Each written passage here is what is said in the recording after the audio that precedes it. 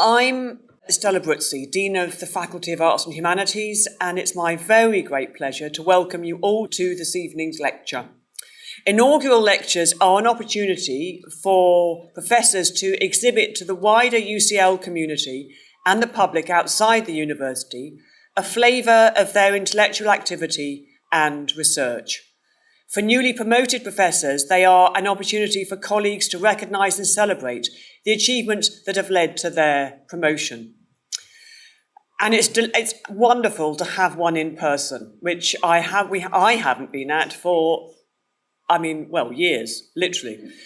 The lectures are relatively short compared to some of the things that we might do in our jobs, and are delivered as far as is practical in non-technical language, so that the lecture can be understood and appreciated by colleagues from other academic disciplines, and so that they are accessible also to non-academic audiences. Now, this might sound easy, but it's one of the hardest things to do. To speak to different audiences is incredibly difficult. And I was thinking of a colleague. I used to have a rather strange, I had a colleague who said, if ever I give a lecture and the students understand everything I've said, I think I've failed. And I'm completely the opposite. I think if they don't understand what I've said, then I've failed. But to straddle different, to speak to different audiences is different. Now, the key idea in all of this is celebration. For that's what this is, a celebratory exchange, a chance for us to learn and appreciate, to thank Sam for being such a fabulous colleague, friend, relative, and for her to bask in the sun and fun of having been made a professor. And I'm sure you'll feel that probably after, but we will enjoy the passage to that moment. Now, I'm only a preview of coming attractions. In a moment, you'll hear a few words from Professor Rayner's head of department, Elizabeth Shepherd, who can do more than tell you where the exits are, and will do so very eloquently, who will speak about Sam's career and her contribution to research. After Sam's lecture, I'll invite Marilyn Deegan, Professor of Digital Humanities at King's College London, the other place, to give her brief response to that lecture. And then there'll be drinks, I'm not quite sure where they are, but I'm sure someone knows, to which everyone is warmly invited. I think my grammar went slightly wrong. Anyway, Elizabeth, over to you.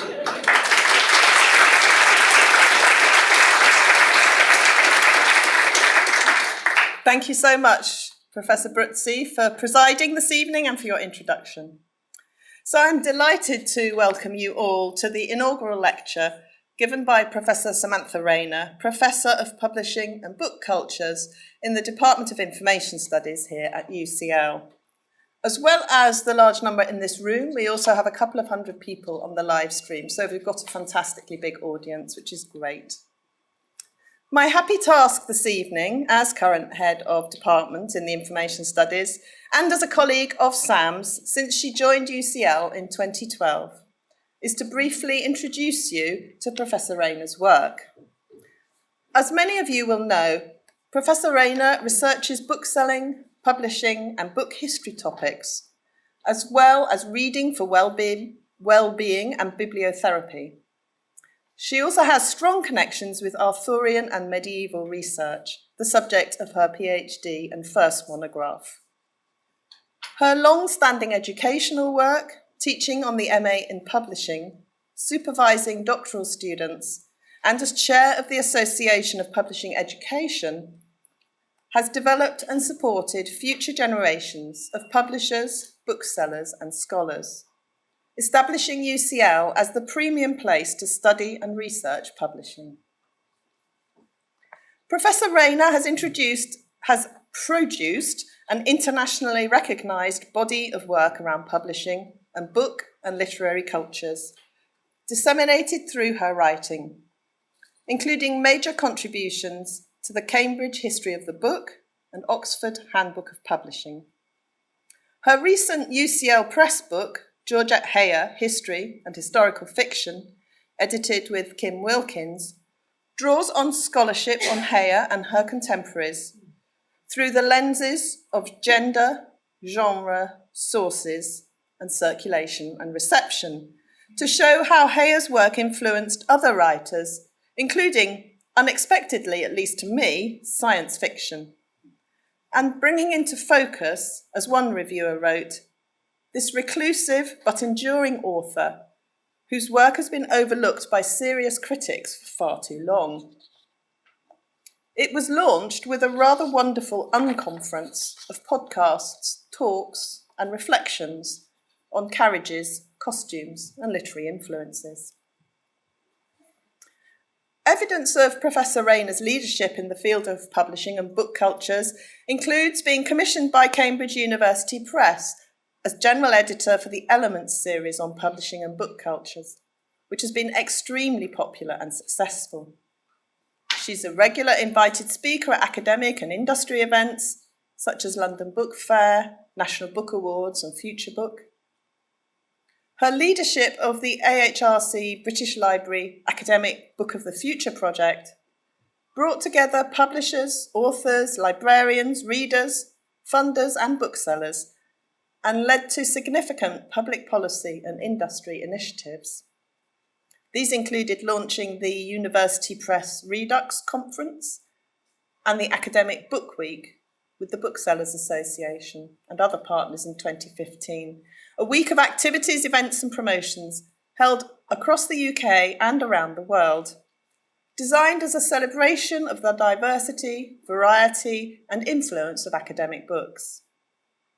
As part of the Academic Book of the Future, she also created the book format, books as open online content, a new output format for the academic book, and as a member of the UCL Press Board, encouraged UCL Press to adopt it.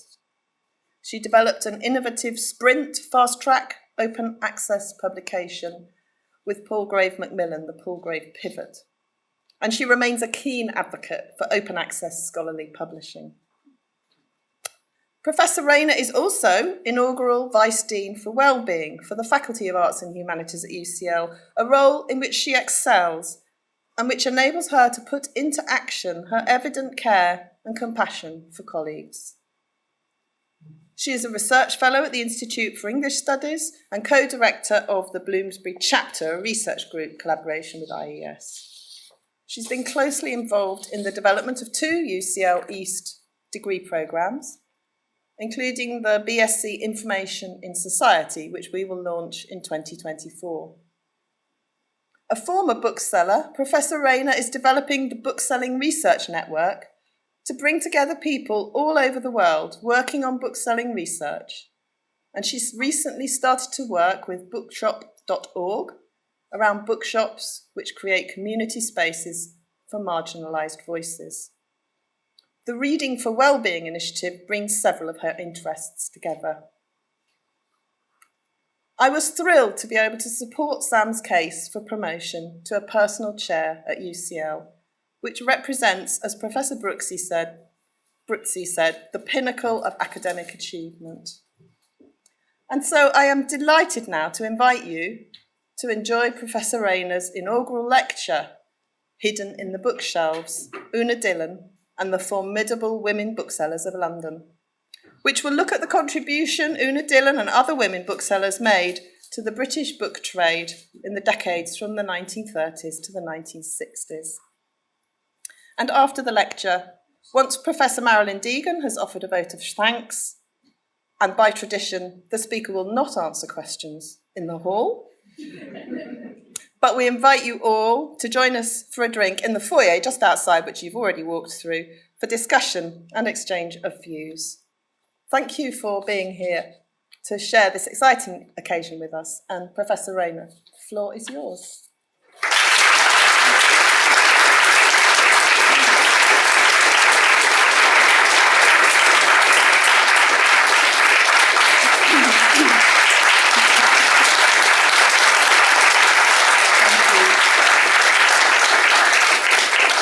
Don't clap yet, you haven't heard the lecture.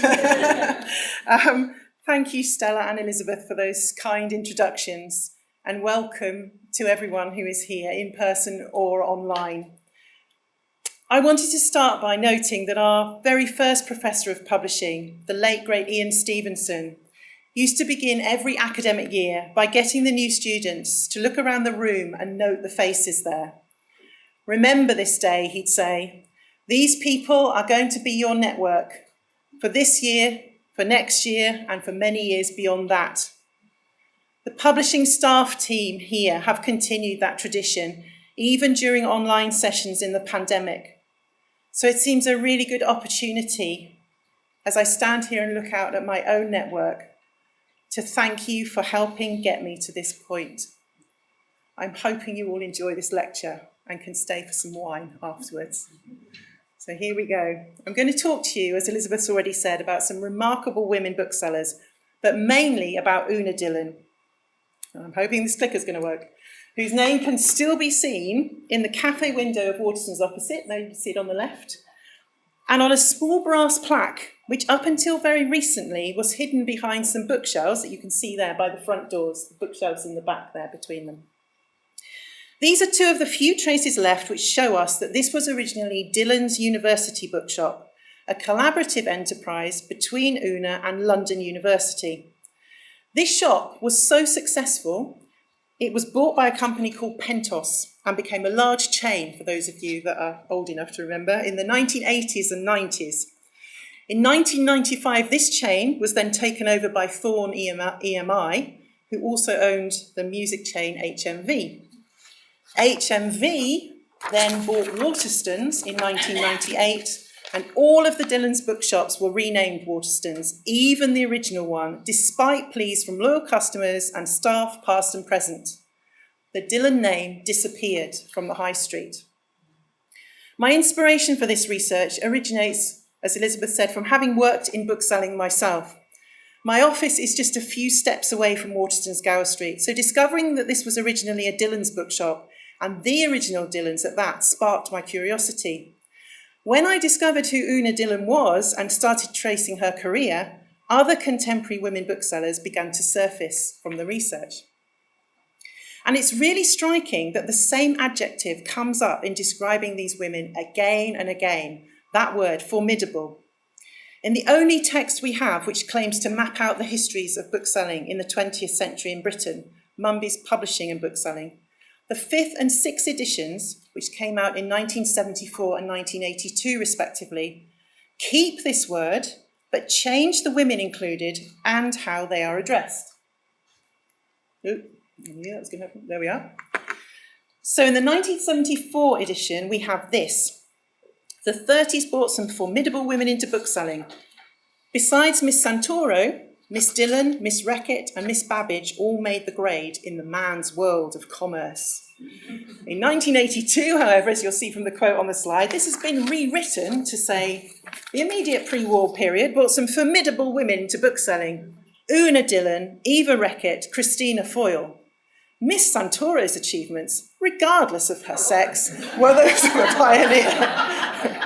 Now, I could do a whole paper just analysing the language used here, but the passages, I think, just speak for themselves, so just leave them there for a bit. Note how the names have been added and removed. In the later passage, Irene Babbage has been deleted, but wait for it, she is mentioned elsewhere in the same volume as, yes, you've guessed it, one of two formidable booksellers in Hampshire. She was very active, there she is on the left with a hat, in the Booksellers Association, particularly on bookseller training, and in fact wrote a successful book, which you see on the right, Beginning in Bookselling, that was reprinted twice. So it was a really popular book at the time. When she retired, Rayner Unwin, who was then president of the Publishers Association, said she was in the great tradition of personal booksellers. She should not be deleted from bookselling history. Now, formidable is a term that the OED defines as meaning something that gives cause for fear or alarm. In French, of course, it means something almost the opposite, fabulous or marvellous. But the meaning here is clearly the English one.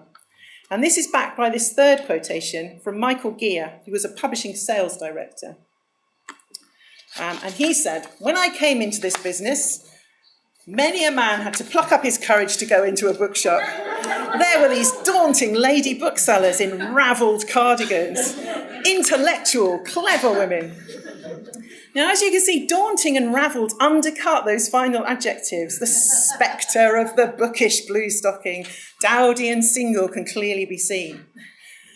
It's interesting that in Tim Waterston's fairly recent autobiography, he recalls how important a bookshop, the book club in Crowborough, was to him in his school days.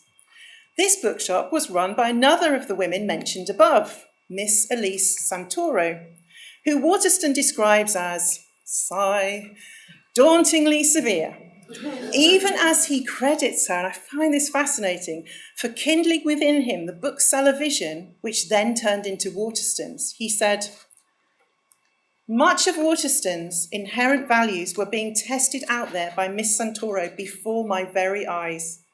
The quality of her stock range, which was broad and decidedly literary in style, her marketing outreach into the community, and the comfort and warmth of her shop.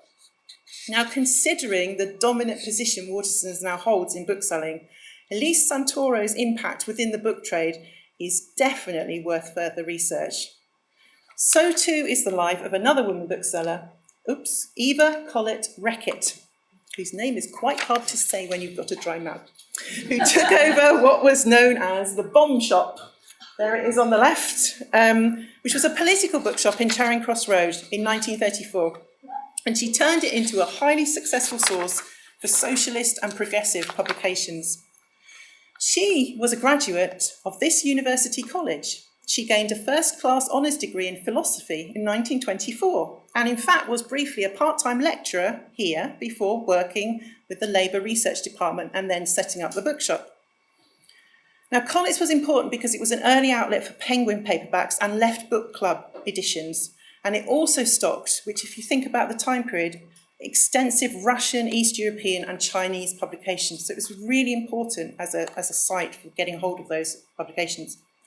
And at the 25th anniversary launch in 1959, Collett's was credited thus: there is a great deal that this country now knows, which would not have been known had it not been for Collett's.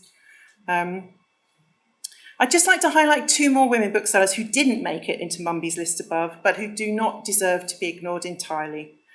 Firstly, Margaret Minatt, who runs Central Books, another fascinating bookseller who was also part of the Communist Party, as well as editor-in-chief of the collected works of Marx and Engels, and the publisher of the first collected works of Brecht. There is very little at all that I can find so far that remains on record about her. And yet Central Books, as a distributor of books and magazines, is still going strong, now based in Chadwell Heath in East London. And secondly, Elizabeth Weiler, who set up the Chelsea Bookshop on the King's Road in 1947. Ian Norrie judged her an intelligent, intellectual woman who understood the Chelsea public and was an excellent bookseller. She studied history at Cambridge in the 1920s, a time when women were still not awarded degrees there. Undeterred, she went on to get a social science diploma at the LSE in 1925, and then ran a bookshop before the Second World War started. Gave it up to work in a munitions factory during the Second World War. She was, said Trevor Moore, guess what? Formidable figure. A large lady with a deep voice and grey hair tied back in a bun, but great fun to deal with. Yet, as Maureen Condon, another bookseller, remarked, that woman had real cause to be formidable, but you never heard people say that about their male equivalents in the book trade. Now, perhaps the female bookseller most familiar to people is Christina Foyle. She took over the family business in 1963, but had been working in the bookshop since 1928. And when Foyle's moved to 119 Charing Cross Road in 1929, it had an estimated 30 miles of shelving in it and was known for its chaotic organisation, but it was the biggest bookshop in existence for several decades. In 1930, after Christina launched her literary lunches, 10 every year, she became a fixture of the London literary scene. Here is a slightly grainy picture. These lunches often drew more than 1,000 people at a time. 1,000 people at a time, 10 a year, 1,000 people at a time, paying guests, and were, as a consequence, often covered in the press at the time. So we do have some information about these. And this obviously made Christina something of a celebrity. And as a celebrity, the rhetoric around her is very different to that already examined. Clearly, she was very far from fitting the ravelled cardigan image of a bookseller. In an article written about her in the popular magazine The Sketch in 1956, she is described as nothing of the bookworm or bluestocking, a study in grey. Grey eyes, grey hair, grey suit, muted and blended in tone like a good pencil drawing. It's gone quoting. In an earlier piece in The Bystander in 1937, details are given about how she's increased the turnover of foils from £400,000 a year to over £1 million a year at the age of 26. And yet, the article goes on, when you meet her, you find a shy-looking girl with a pink ribbon in her dark hair and a soft voice. Later interviews and reports make much of her regal image. So there she is as a younger woman, and here's the sort of legacy images on the right. And nicknames such as the Red Queen of Charing Cross Road and the Iron Lady of the Book Trade underline a reputation for somewhat autocratic management and eccentric working practices. But despite claims that she treated her staff badly and resisted any attempts at modernising the shop or its systems, it must be remembered that, as one obituary emphasised, she proved that a successful large bookshop incorporating book clubs, a lecture agency, an art gallery, 2 publishing imprints, and the longest running series of literary luncheons ever could be managed by a woman at a time when the founders of Virago were still in nappies. She was also probably the first English bookseller, not primarily antiquarian, to become a millionaire. So, Christina Foyle had considerable skill as a publicist. And according to Ian Norrie, she wove fantasies, which were then reported in the press. She's very good at getting press attention. She'd liked to position Foyles as more of a charitable concern, more of a library than a bookshop, run by the family for the benefit of the nation. She was not active, you won't be surprised to know, in the Booksellers Association or branch activities, and was not a supporter of the Net Book Agreement. She was a controversial figure in the book trade, but her place in book trade history and in establishing and fostering aspects of literary culture during her lifetime needs to be acknowledged, and I think a proper biography of her is well overdue. Foyle's iconic status as well means it is still known as that. The name still remains, despite now also, surprise, surprise, being owned by, guess who? Watersons. And that also says a good deal about the brand's power, the brand's staying power. Now, in contrast, there is Una Dillon, who a Guardian reporter in 1986 called the doyenne, the unknown doyenne of London booksellers. This piece goes on. Discreet, demure, non-aggressive and publicity shy, she is the opposite of her sister in trade, Christina Foyle. So what do we know then about Una Dillon? Well, Agnes Joseph Madeline Dillon, known as Una, was born on the 8th of January 1903 in Cricklewood, London. She was the 5th of 6 children. Her parents were Catholic and insisted that all of their offspring, boys and girls, were well educated. There were 4 daughters. One went on to become a nun, and the other 3 remained in London, living together for much of their adult lives and all having notable careers. And here's an early picture of all 3 of them. Una is the one on the left. So Tess on the right, who's the oldest, became the first female head of physics at Queen Elizabeth College in London. Carmen, in the middle, was an Oscar award-winning film art director who worked on productions such as Laurence Olivier's Hamlet. And Una, well, we're coming to her story now. After following her sister Tess to complete a physics degree, Una realised that she had little interest in an academic career and found a job working for the Central Association for Mental Welfare, which is what is now known as Mind, the charity Mind. This experience, which involves supplying books for special courses for medical officers of health and teachers of children with special needs, introduced her to, as she put it, an attractive world peopled by those who were helpful and dedicated to the spread of books. Now, it is tempting to skip over this period of Dillon's history, but she worked in this role for over a decade, a considerable time in which she would have formed contacts in the book trade and a deep understanding of its operations. When she says then that looking back, I was almost irresponsible in setting out to start a bookshop with a total capital of £800 and little knowledge, It is, I think, to modestly undersell what skills she did bring when in 1936 she took over a small library suppliers business at 9 Store Street, which isn't very far away from where we are now. Una Dillon's leap of entrepreneurial confidence was to be proved more than a naive risk.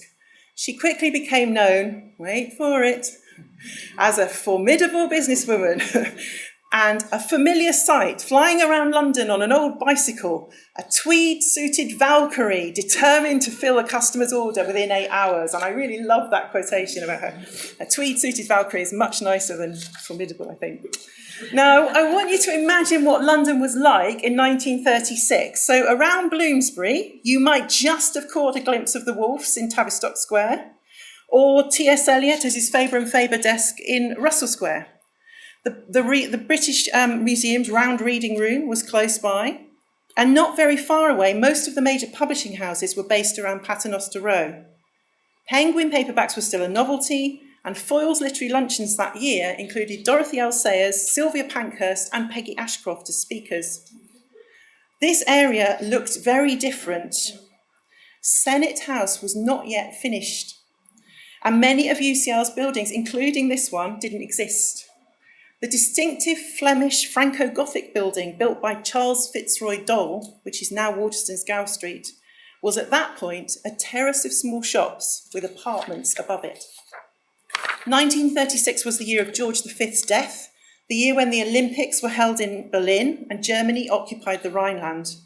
Turing introduces the idea of the Turing machine to the London Mathematical Society. The miners march from Jarrow to London, and just for you, Dad, the first test flight of the Spitfire takes place.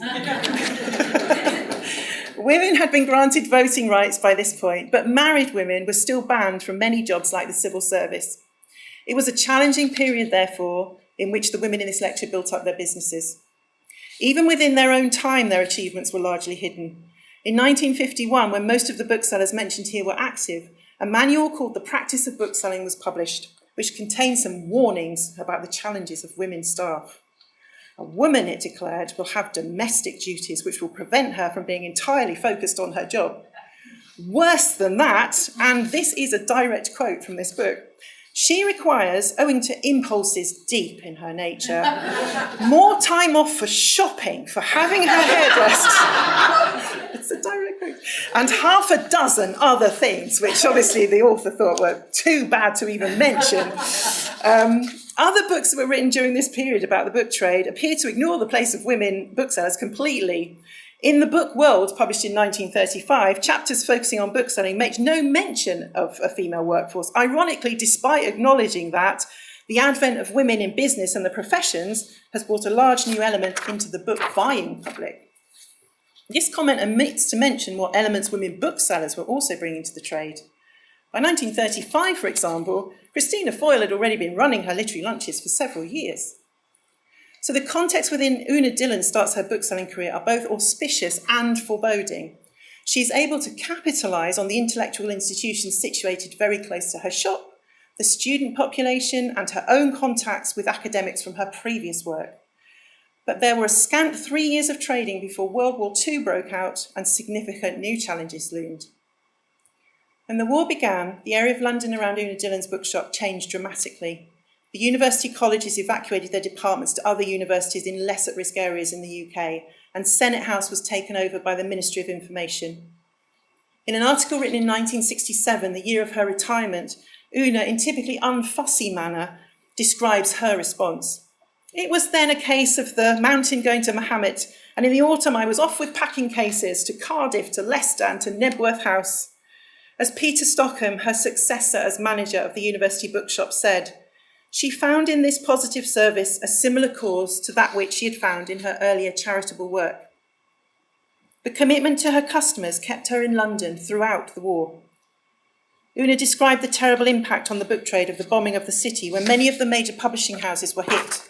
This made distribution and access to books a challenge, but there were still some trade counters left open, and Una was there with her battered bicycle, noting that friendships made with men at these trade counters during this time were most valuable to her later on.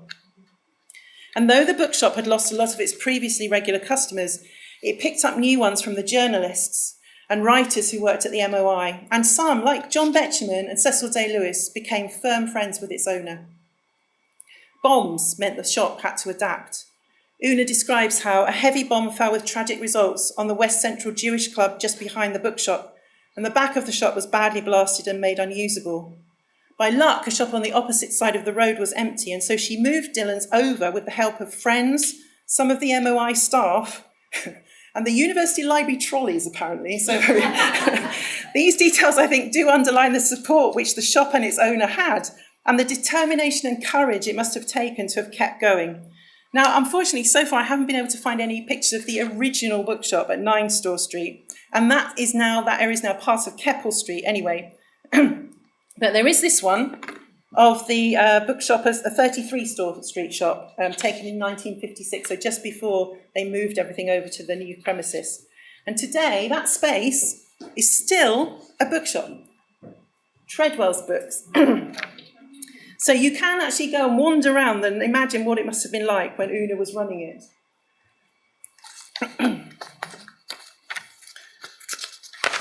Back then, as you can see, the bookshop was just called Dillon Bookseller. Una's aim was to create a really good general shop with an academic slant. But the size of her premises, as you see, it's not that big, precluded much in the way of expansion. So instead, she focused on aligning her stocks carefully with local needs.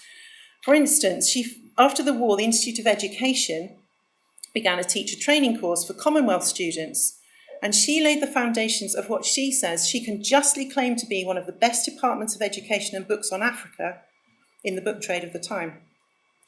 One colleague remembers her as being tall, thin, and energetic, saying that she wore a monocle and was a striking figure, and that her energy and ability to help made her many friends in her small, tightly packed bookshop.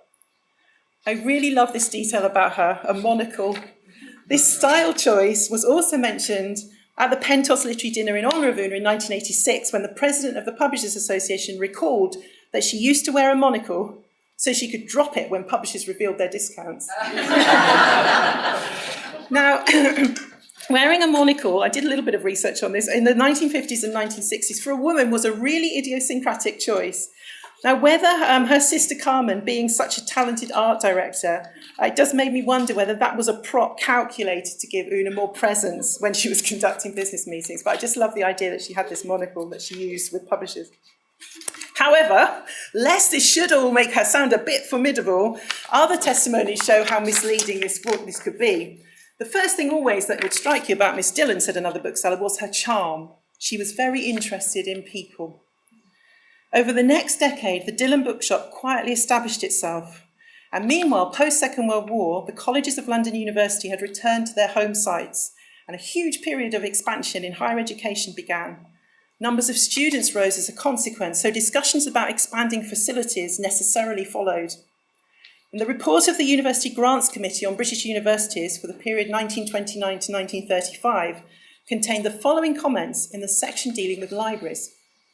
In some, indeed, we might say most of the provincial universities, we were struck by the inadequacy of the bookshops in the vicinity of the university.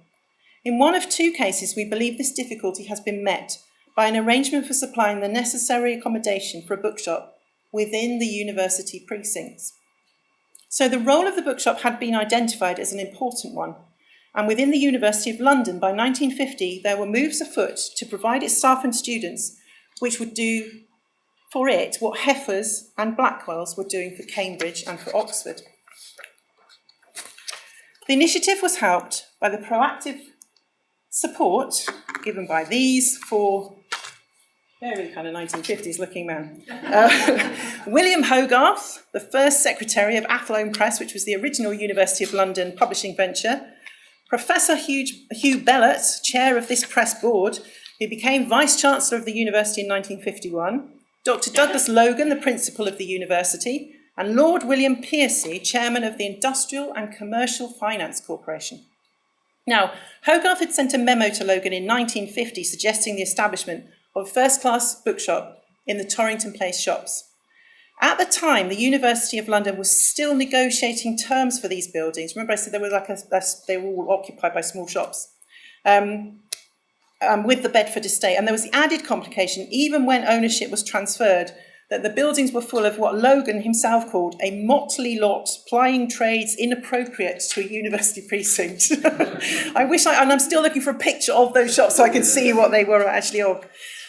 He had also taken this call to Professor Bellot, who was a great supporter of access to books. And I wish there was time to tell you more about him, but suffice it to say, he was the best possible Vice-Chancellor to be elected for office for the bookshop plans to come to fruition. I mean, if ever there was a case of a man being in the right place at the right time, he was it. Logan described how Bellot believed books were not to be hidden in glass cases or kept in stacks or difficult to access. So far as possible, they should be kept on open shelves where the sight of them and the temptation to browse among them were part of an undergraduate's education, science students as much as art students. Bellot's special interest in university bookshops came from having been impressed by the contributions they had made to campuses, particularly in Nigeria. And while he accepted the fact that plans would have to wait for the premises to become available, which wasn't until 1954, he outlined his ideas, meanwhile, to one of the most respected booksellers of the time, Hubert Wilson. Wilson was encouraging, and so Bellot instructed Logan to put together an estimate of the costs involved. Logan also had help from Wilson and from another great female bookseller of the period, Gertie Kvergic, who had set up the Economist Bookshop in London in 1933. Now, Mrs. Kvergic was born in 1907 in Vienna, and she established a lending library specialising in English and French literature there in 1925. The Anschluss of 1938 put her and her husband as Jews at great risk. They managed to escape to Britain and settled in Cambridge, where Gertie worked for Bowes and Bowes, one of the key bookshops there at the time. And then in 1947, when the London School of Economics decided to open a bookshop to serve its students and the readers of the Economist Journal, she was approached to manage it. She built a worldwide reputation for the shop, achieved through being as successful at mail order as by footfall in the shop itself. Now, this shop, again, it's a very atmospheric photo, began life in St Clement's Passage. It's very Dickensian, isn't it? And then moved to bigger premises in 1961 in Clare Market. Eventually, guess what? The bookshop was bought by Waterstones in 1992. Although they did keep the Economist Bookshop name for this one as well, which is interesting. But unfortunately, for my research purposes, in 2021, so just last year, the decision was taken to shut down that branch. So it's now gone. So another piece of history is at risk of being obscured forever. Gertie Kvergic was described as being abrupt and sharp, dogmatic and impatient, and a difficult person to manage at trade meetings because of her outspokenness. But her obituary in the Times praised her international orientation, rare among booksellers at the time, a fierce precision and grasp of detail, a wide knowledge of the subjects and contents of the books she was selling, and an absolute refusal to accept second best.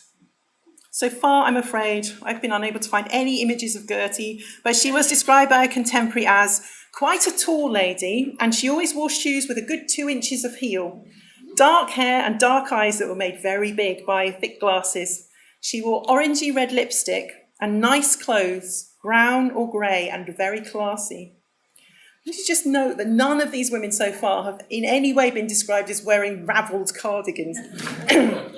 In 1944, she published an article in The Spectator where she makes the case for sending out books to all the people affected by the war.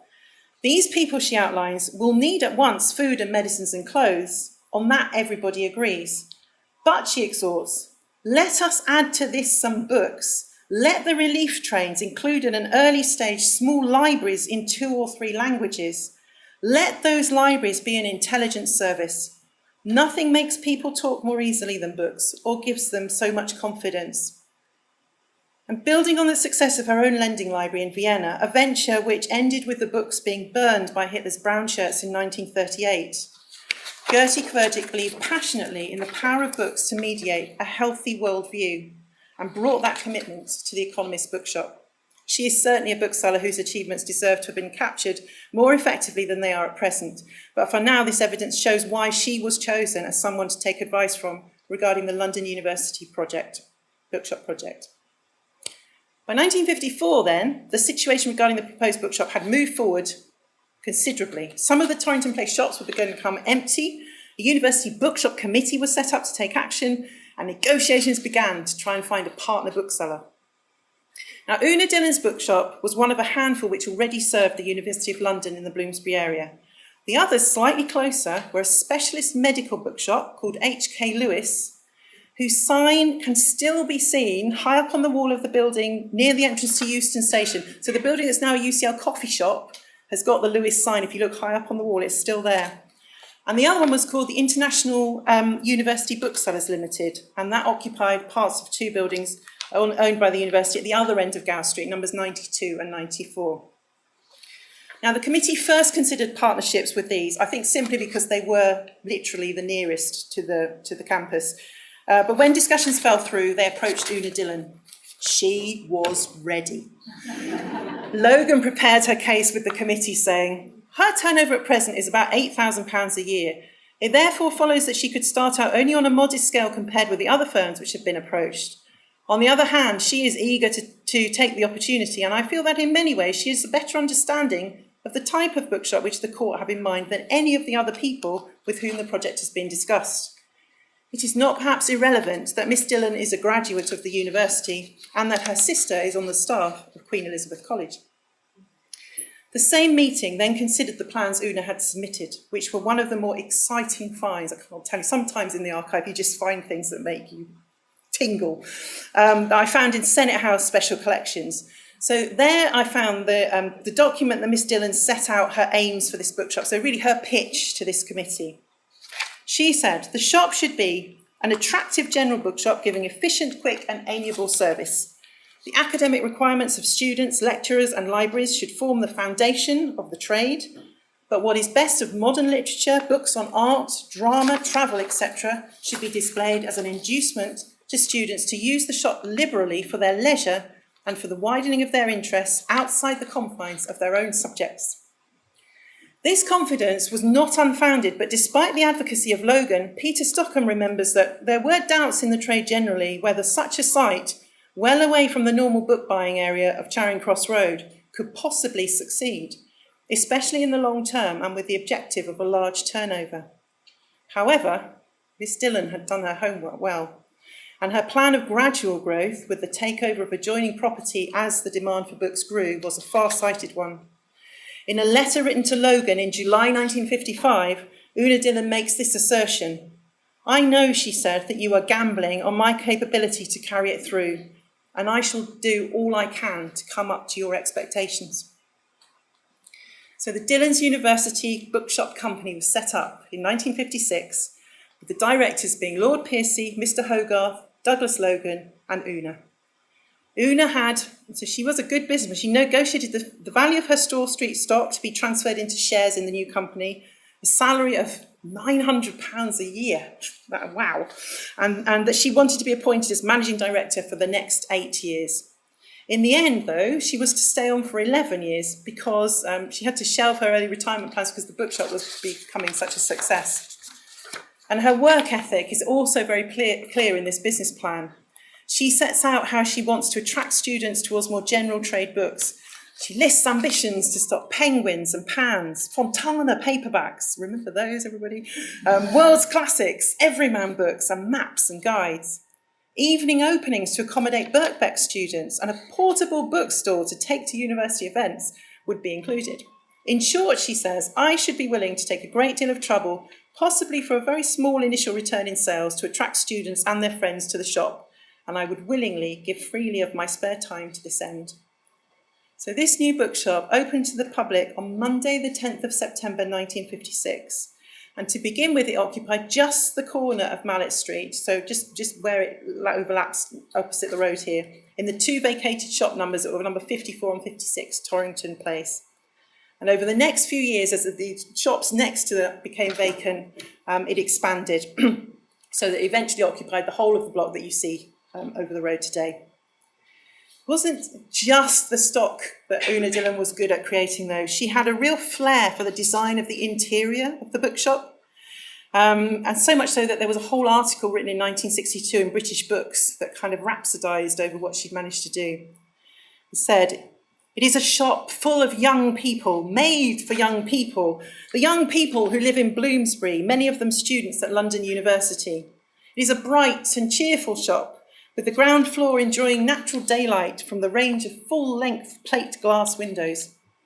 People who like a bookshop of the traditional dark and musty atmosphere would be horrified by it. It has lightly painted walls and beautiful soft-coloured wood shelving.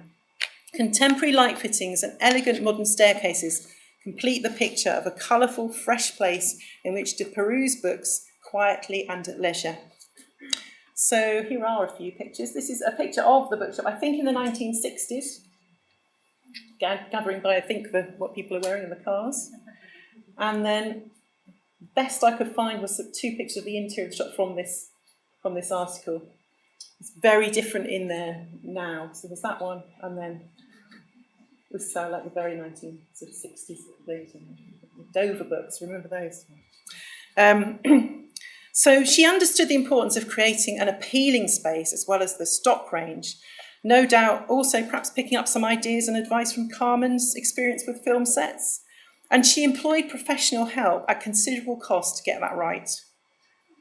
But more than that, and this does come closer to my own interest as well, she also, there's evidence in the archives that the well-being of her staff was very important to her as well.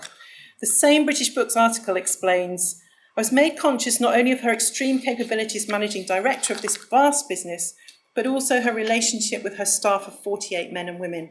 Such is the affection and loyalty they all feel for her, that when she is absent for any reason, they all work that much harder to make up." A former employee of Dillon's also recalls Una's positive approach to women. Gillian Shears remembered when she got married being called in to see Una, who gave her a raise, saying that as they did this for male staff, she could see no reason why it shouldn't be done for women too. And there was plenty of evidence from the files held in Senate House Library that Una was constantly making sure her staff were looked after, whether that was by arranging for Christmas bonuses or setting up a really formal company pension scheme for them. Her longtime colleague Peter Stockham said that Dillon had great powers of organisation and the capacity to inspire and encourage enthusiasm in others. Her selling philosophy was based on the importance of personal service. Such was the affection with which she was held by those she worked with that when in 1962 she slipped over, resulting in a stay at University College Hospital, Douglas Logan and Lord Piercy arranged for her to be moved to a private wing. The correspondence which survives shows real concern for her comfort and recovery. She clearly was a valued part of university life. The bookshop hosted many book launches. It was a very social place and exhibitions of new books.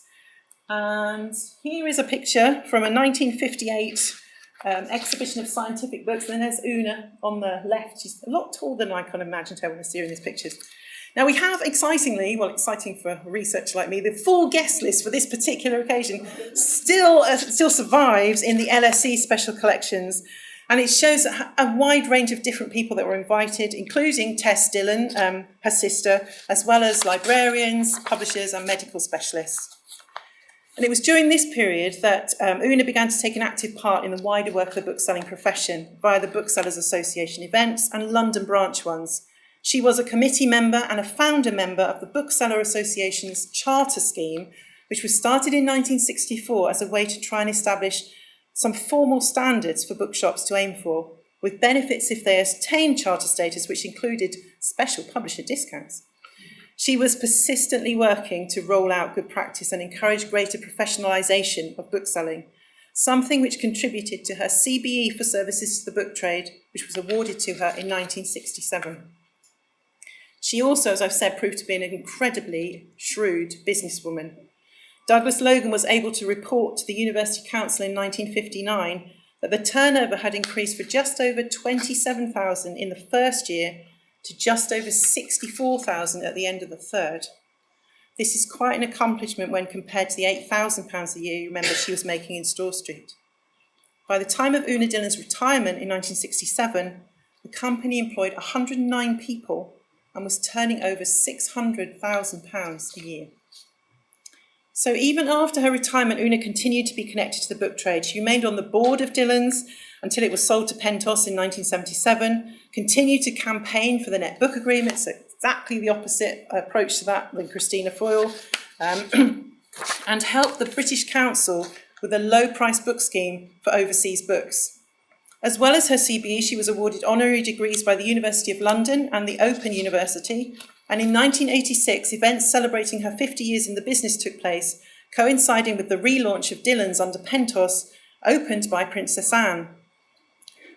In an interview she gave to Publishing News after the event, Una, with input from Carmen, which is just amazing when you read it, gives her judgment on the new Dillon's logo, or logo, as she called it. She hated it. And also the change to calling it a bookstore rather than a bookshop. It's horrible, she said. And she was very uncomfortable. There's the logo for you, those of you that don't remember what it is. And she was very uncomfortable about the new publicity campaign, see here, which takes a dig at Foyle's. To Una, this was just not how you did things. I know Christina Foyle is very stately and Queen Victoria, she said, but I've always liked her myself. And there is, I'm sorry, that's a very grainy picture. That's the best I can find. There's a reason. I'm going to tell you why I've included it though. There was a plaque unveiling there too. I don't know whether you can just about make that out. This is a plaque, this grainy thing on the right-hand side. So the one I mentioned at the start of the lecture was put in place in 2000 after Waterson's had taken over and the store was rebranded again. For many years, this second plaque, the 2001, was on the wall by the main doors, as I've said, and certainly in the last few years, it's been hidden behind that bookcase. But now, it's always the way when you're writing a lecture on something or doing some research. Waterston's over the road decided they were going to refurbish the place recently. And so the plaque, even behind the doors, has disappeared. It's not there anymore. It's in storage. But exciting news, folks, just in yesterday, not only in the refurbishment have they taken down that one and put it in storage, they found the second plaque. They found this one, which they couldn't find before. It's also safely in storage. They would not let me have it for today, sadly, even though I practically begged them if we could just borrow it. But the good news is they have promised me that both plaques will reappear somewhere visible soon. So those of you that are in London, please badger them and make sure they do not forget to put those out. So one of the most tantalising things, apart from the whole plaque thing, which has been a real saga, that I found whilst doing this research, was correspondence. And I think some of the draft chapters for a book, a proposed history of Dillon's. Now, some of this is in Senate House Library and some in the LSE one. Dated 1979, there are letters from Grant Peyton, the then managing director of Dillon's, to Sir Douglas Logan, asking if he'd be willing to contribute a chapter. There is an outline proposal for the whole book, and then the draft chapter from St Douglas, but no indication in the correspondence whether this was sent off or the book went any further.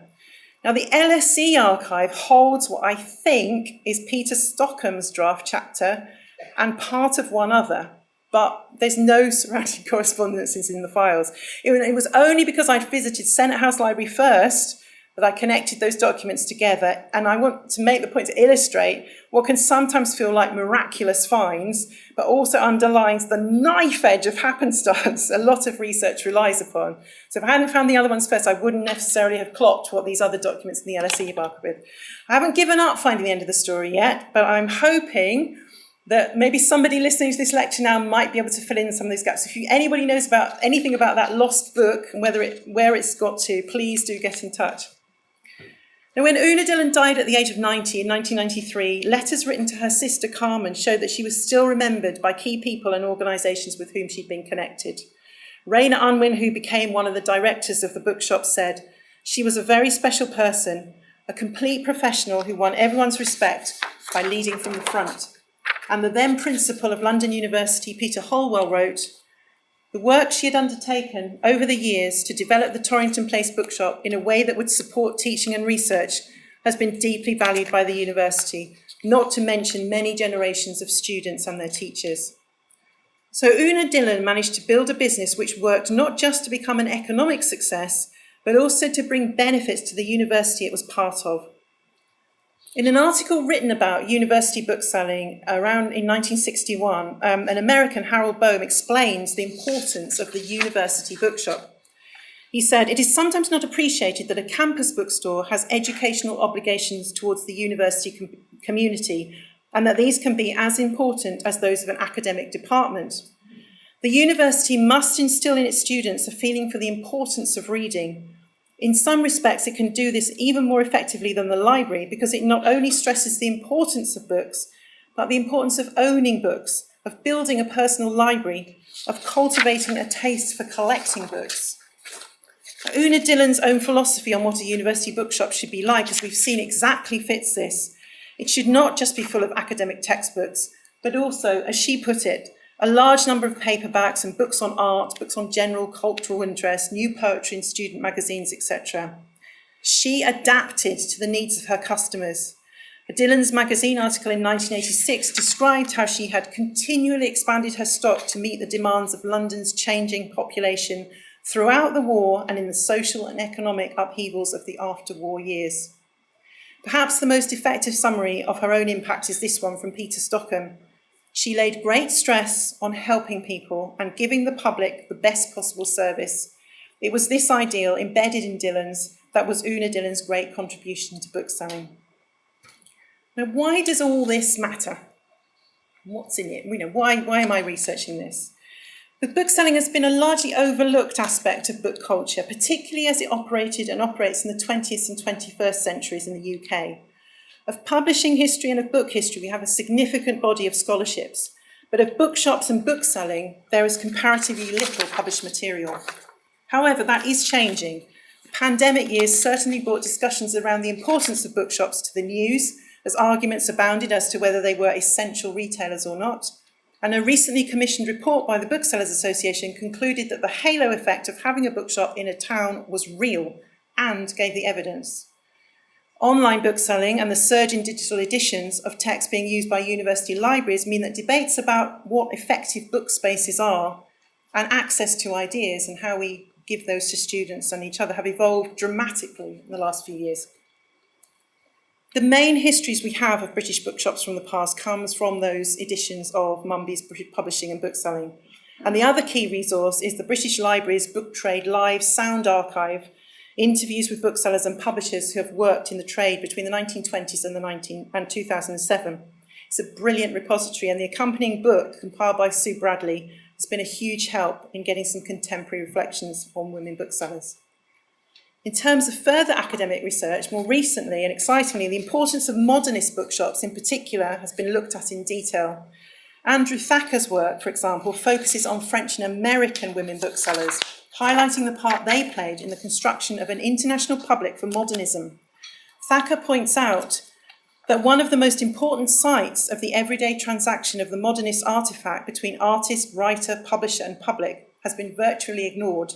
That is, the humble bookshop. Hugh Osborne emphasises that Robert Darnton's depiction of booksellers as the forgotten middlemen of literature does not fully represent their agency because, he says, not only were many of these 20th century booksellers middle women, but none of them could be regarded as mere conduits connecting other, more important elements of the communication circuit. And Simon Frost has recently published a case study of Southampton's bookselling enterprises around 1900, and this shows the beginnings of a pattern. For although most of the shops selling books in the city centre were run by men, in outlying areas, women seem to be the ones running smaller but more effective businesses.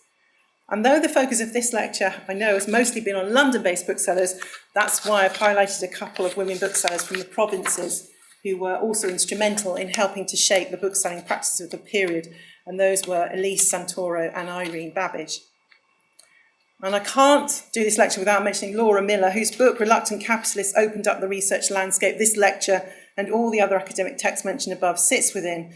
As she noted that people who choose to run an independent bookstore are generally deeply committed to their enterprises. They see themselves as bettering society by making books available. Una Dillon and the other women booksellers included here exemplify this description. Our university once had a strong partnership with Dillon's University Bookshop, and examining the benefits this brought with it is to recognise the key place that space represented as a positive part of university life. Now, this research has only been possible because of the help given to me by archivists, special collections librarians, fellow researchers, booksellers and publishers. The joy and the frustration of this kind of research is in the painstaking checking and in the serendipitous breakthrough finds. And for recent moments of the latter, I need to thank Bill Samuel for allowing me access to Foyle's archival material, Teresa Grimes, who's here today, who is researching Una's sister Carmen, and Professor Jo Stockham, daughter of Peter Stockham, Una's successor as Managing Director of the University Bookshop. The history of communication, of information, is necessarily an interdisciplinary one. Research in these fields is a collaborative process, and collaborations lie at the core of information studies. It's one of the main privileges of being part of this department here at UCL. I'm pretty sure I've tried the tolerance levels of my colleagues to the limit in past years, particularly my archival and records management ones, but they've taught me such a great deal about archival processes and given me an understanding of why, despite my wails of anguish, it just isn't practical, Sam, or logical to try and save everything from the past. So thank you, folks, for being dedicated to me. The story of Una Dillon and her contemporaries brings together histories connected to many different fields. It raises questions about how businesses keep and make accessible their records now and in the recent past, and it illustrates how challenging it is to recreate those histories, even when relatively little time has elapsed since those events happened. Booksellers contribute significantly to the cultural and intellectual lives of the people they served. In times before the internet, their stock, chosen carefully, helped both the common reader and the scholarly one have access to a wide range of material, from radical literature to pulp fiction, scientific theories to poetry. Booksellers often have a dynamic and influential agency and should not be hidden in the bookshelves of history. The women booksellers, moreover, as this lecture hopefully has proved, should more correctly be known as formidable rather than formidable. Thank you.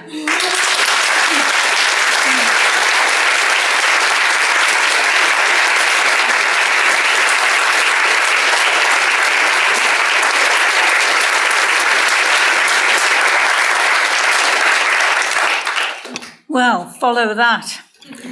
I'm so pleased to have been invited to offer this appreciation to Sam, Professor Rayner. And I'd like to thank her for such a wide-ranging, fascinating and thoughtful lecture. It was an absolute tour de force. As we were told at the beginning of this evening, it's very difficult to speak to diverse audiences, and Sam has achieved this so very well.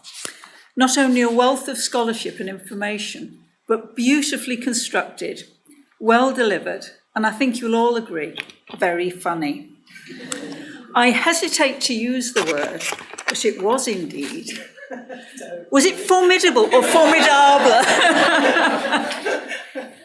I'm sure very few of us here who are academics had any real idea about the fascinating history of the beginnings of university bookstores, which have been so important to us in our educations and our careers. So thank you for actually drawing that to us. A bit of history about me and Sam. I first met Sam in 2015 at a British Library meeting to discuss the call for proposals for the Academic Book of the Future project. We decided to make a joint bid between the Centre for Publishing here and the Department of Digital Humanities at King's, with Sam as the principal investigator and me as as one of the co-investigators. We're both originally medievalists, so we knew we were in the presence of kindred spirits. And I soon realised what a talented individual Sam was, with her wealth of knowledge about scholarship, publishing, libraries, archives, bookselling, and the world of books and manuscripts generally. A true Renaissance woman. As she said, collaboration is key to what she does, and she is, I have to confirm, a true collaborator. The academic book project was challenging, to say the least, and Sam managed it with grace, humour, and her usual competence.